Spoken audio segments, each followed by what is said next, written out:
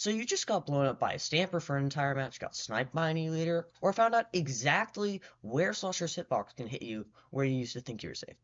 I bet you probably had an experience like this before and thought, maybe I should pick up that weapon. Or maybe in the future, Pin gets nerfed to the point where other anchors are becoming meta, and you need to figure out whether to swap mains or stay on Pin. Well, I made just the video for you. By the end of this video, you will be able to understand what good reasons to pick up a new weapon are, and whether to know if it is a good idea to add it to your weapon pool due to how similar it is to your current pool and playstyle. I'll also talk about the one really big thing that it comes to picking up a new main that basically no one talks about right now. The reason or reasons you would want to pick up a new weapon is because it has abilities that your current main doesn't have.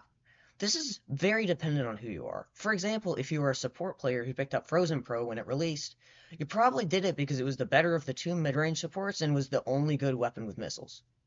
Other times you might swap weapons when your current main gets nerfed, such as Range Blaster mains changing to S-Blast and Squeezer mains going to Stamper or Mint or another better line-of-sight midline when they got nerfed, because those weapons were now better than their old mains and outclassed them. Sometimes you might pick up a support shooter when you want the ability to play supportively, and you only play Squeezer or other aggressive no-paint weapons.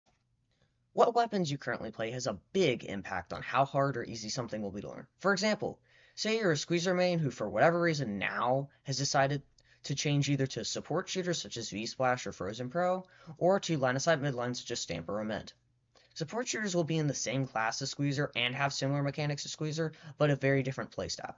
Line of sight midlines will have a closer playstyle to Squeezer, having similar decision making, but have some different mechanics that you will need to get used to be good at those weapons.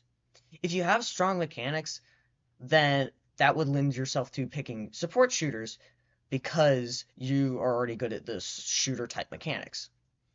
Especially in this case, if you have a passive or less aggressive playstyle on Squeezer.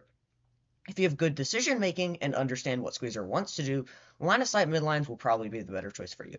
You can generally simplify it to same class, same mechanics, same role, same decision making. You can learn a weapon outside of your role or class that you generally play in. Just know it will take longer. Now, here's the uber important thing you need to have to learn a weapon. You need to fully want to learn. Often just a well, this makes sense from a theory point of view, isn't enough to get you to really learn the weapon to the point to where your skill on it is comparable to your main before you pick it up. The best reason to pick a weapon is because you like playing it. And if you don't like playing the weapon, it'll be so much harder to learn because you will have those games where you get dumpstered on the entire time. And if you don't want to keep playing the weapon, you're just going to drop it and not learn it. If this got you to think about changing mains in Splatoon, the next step will be to make a team comp around it, and I have a great video to help you make even better comps, which talks about a thing many people don't right now.